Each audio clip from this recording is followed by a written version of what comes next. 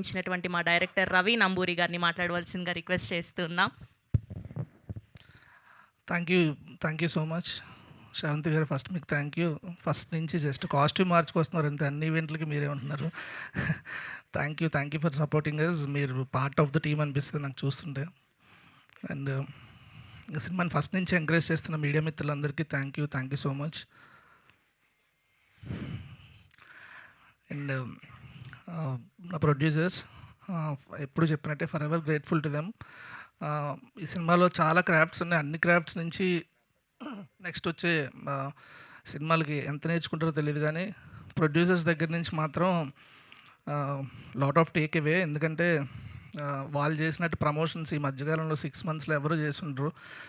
దానికి మాత్రం I should thank them. నా ఫస్ట్ సినిమాకి ఇంతలా ప్రమోట్ చేసి సినిమాని నెక్స్ట్ లెవెల్కి తీసుకెళ్ళినందుకు.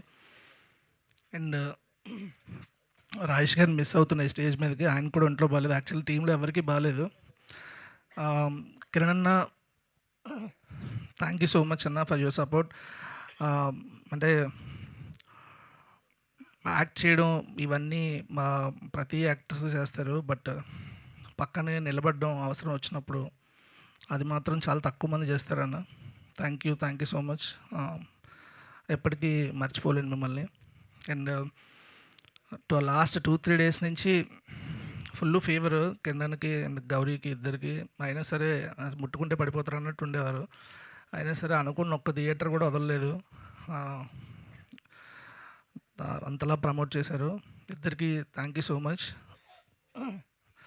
అండ్ నెక్స్ట్ ఈవెంట్లో కలుద్దాం మళ్ళీ. థ్యాంక్ యూ అండి. Thank you so much. Thank you Ravi గారు. Thank you so much. And ఇప్పుడు మన